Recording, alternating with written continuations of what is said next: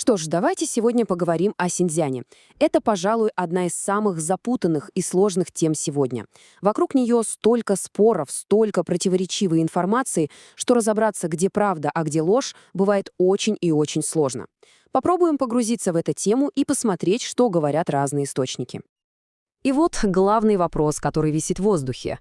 То, что там происходит, это чудовищный кризис с правами человека или все это просто целенаправленная пропагандистская кампания?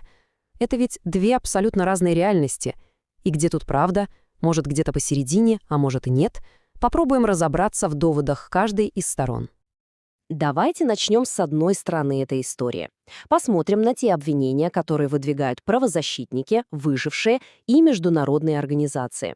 И картина, которую они рисуют, она по-настоящему мрачная. Только вдумайтесь в эту цифру. От 1 до 3 миллионов человек. Это же население целого мегаполиса. И вот, по оценкам Всемирного уйгурского конгресса, именно столько людей содержатся в так называемых лагерях для интернированных. Эти данные основаны на анализе спутниковых снимков и, конечно, на свидетельствах очевидцев. Но речь идет не просто о задержаниях. Обвинение куда серьезнее. Появляется такой термин, как демографический геноцид. Всемирный уйгурский конгресс утверждает, что меры по контролю над рождаемостью– это целенаправленная политика по сокращению уйгурского населения. А это, нужно понимать, одно из самых тяжких обвинений, которое вообще можно выдвинуть против государства. И если верить этим данным, последствия просто ошеломляют. По данным того же источника, в 2 крупнейших уйгурских префектурах темпы роста населения всего за 3 года с 2015 по 2018 рухнули на 84%. Это не какая-то статистическая погрешность. Нет, это настоящий демографический обвал. И он, конечно, требует очень серьезных объяснений. И вот смотрите, данные, которые приводят в качестве доказательства. На этом графике видно, как кривая числа процедур стерилизации в Синьцзяне просто взлетает вверх, причем ровно в тот момент, когда по всему остальному Китаю она идет на спад. Для критиков это одно из ключевых свидетельств целенаправленной политики. И это, кстати, не единственный источник, который на это указывает. В докладе Управления ООН по правам человека мы видим очень похожую картину. Резкое падение рождаемости в регионе, начиная с 2017 года. Просто взгляните, линия Синьцзяна резко уходит вниз, в то время как общенациональный тренд совсем другой. Словно это две разные страны на одном графике. Но знаете, за всеми этими графиками и процентами живые люди, их судьбы, их истории. В докладах собраны по-настоящему ужасающие свидетельства бывших заключенных. Они говорят о принудительном приеме каких-то неизвестных препаратов, которые останавливали менструацию, о пытках, об идеологической обработке и даже о принудительных операциях по стерилизации уже после освобождения.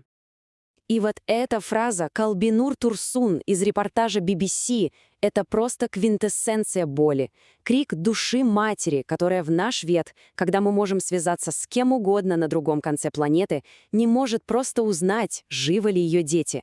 И таких историй, к сожалению, очень много. Но это еще не все. К этому списку добавляется еще одно страшное обвинение – принудительный труд. Согласно отчетам, десятки тысяч людей переводятся из лагерей на фабрики по всему Китаю. Правозащитники утверждают, что условия труда там принудительные, и что эти фабрики, кстати, производят товары для многих известных мировых брендов. Хорошо, чтобы попытаться составить более полную картину, давайте на шаг отступим и посмотрим шире. Что вообще происходит с правами человека в Китае в целом? Вписываются ли события в Синьцзяне в какой-то общий тренд?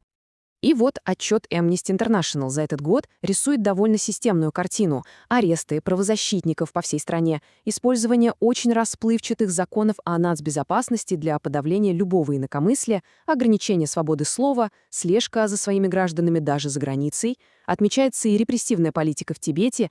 Все это позволяет предположить, что Синьцзян — это не какое-то изолированное явление, а, возможно, самое жесткое проявление общей тенденции. И, пожалуй, самый наглядный пример последних лет — это Гонконг. Новое законодательство о национальной безопасности, по мнению Amnesty, фактически уничтожило свободу слова в городе. Десятки активистов получили огромные тюремные сроки.